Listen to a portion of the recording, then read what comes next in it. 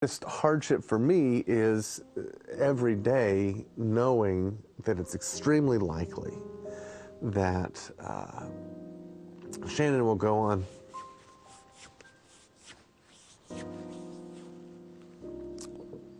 to her reward before we will. I, of course, was deeply concerned as a grandfather and as a father for how my son and his wife were going to be able to handle this very difficult situation. When Shannon was diagnosed, of course my parents were, they love me and they love Shannon and they're very concerned about it, and they were trying to probe past my tendency toward a sort of stoic response. And they, very earnestly, R.C., how are you doing? And I said to them, I said, I really believe that God has been preparing me for this all my life. Both R.C. and Denise have been extremely devoted disciples of Christ for many, many, many years.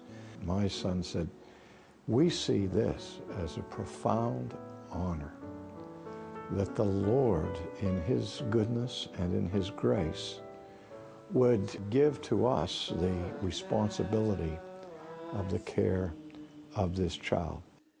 'Twas grace that taught my heart to fear, and grace.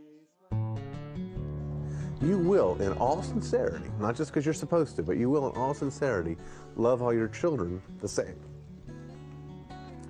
But it is the frailness and the weakness that elicits the compassion for these special children.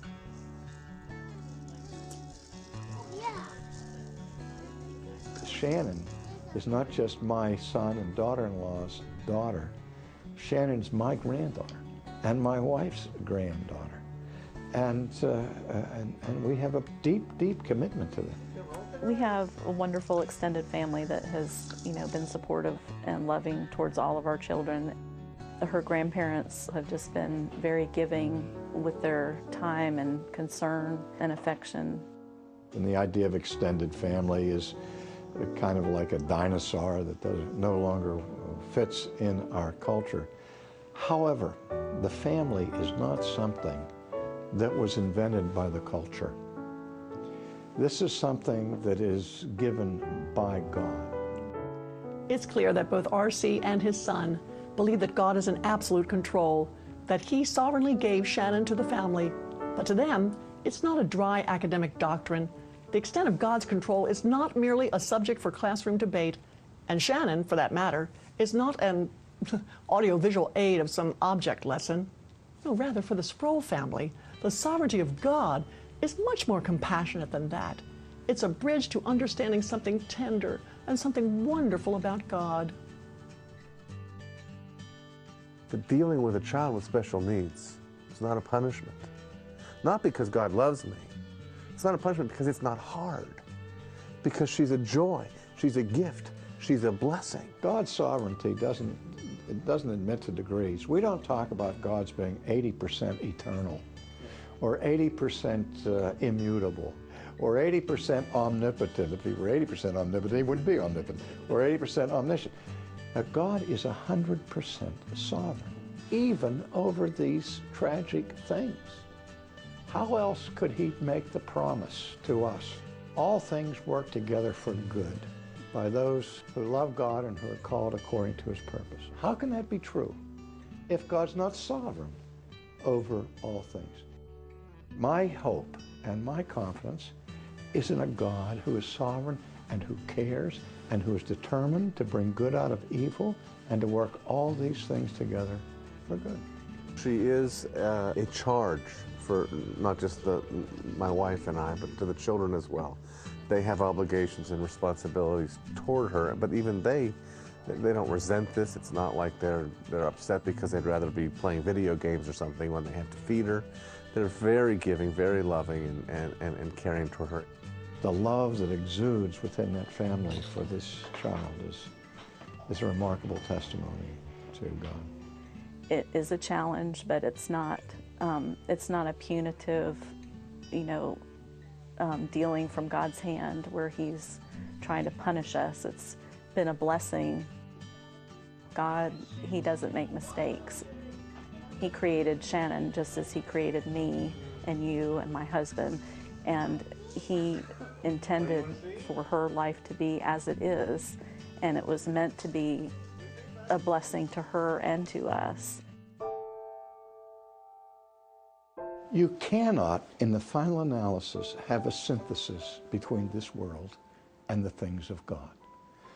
There is an antithesis between naturalism and Christianity, between those who hold to a divinely founded sanctity of human life and those who see life simply as a cosmic accident where human beings have emerged fortuitously from the slime.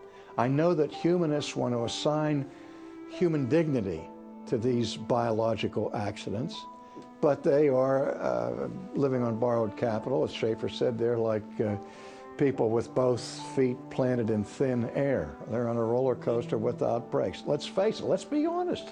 If I'm a mistake, if I come from the slime and I'm going to the slime, what difference does it make if I'm a germ, whether black germs or white germs sit on the back of the bus?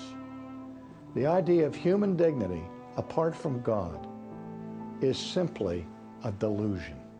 As far back as I can remember, I have been involved in the whole pro-life issue. This has always mattered a great, great deal to me. But when Shannon was diagnosed, this issue about which I was very passionate suddenly became exceedingly personal. Now we're talking about people who are saying about my child, she shouldn't be here.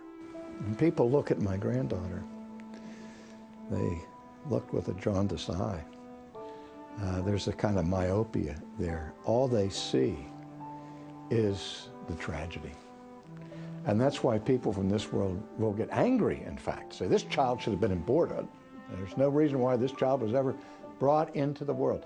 They don't see the image of God in Shannon, but my son sees it, and my daughter-in-law sees it, and the brothers and sisters see it, and I can see it.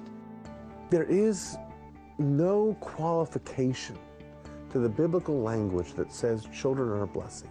It doesn't say healthy children are a blessing. It says children are a blessing.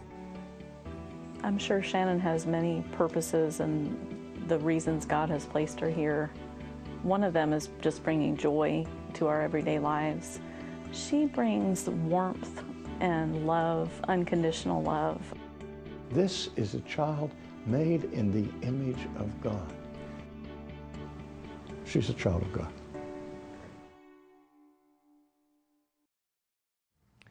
We've just enjoyed a rare and privileged look into the personal lives of two of the most respected leaders in the Christian faith today.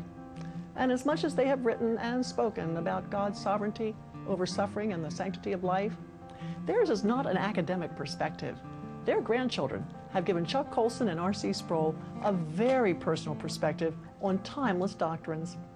Disability cannot shake their faith because that faith is grounded in Jesus Christ, a personal God who endured far more suffering than they ever will. He conforms everything to His will, even autism and brain disorders.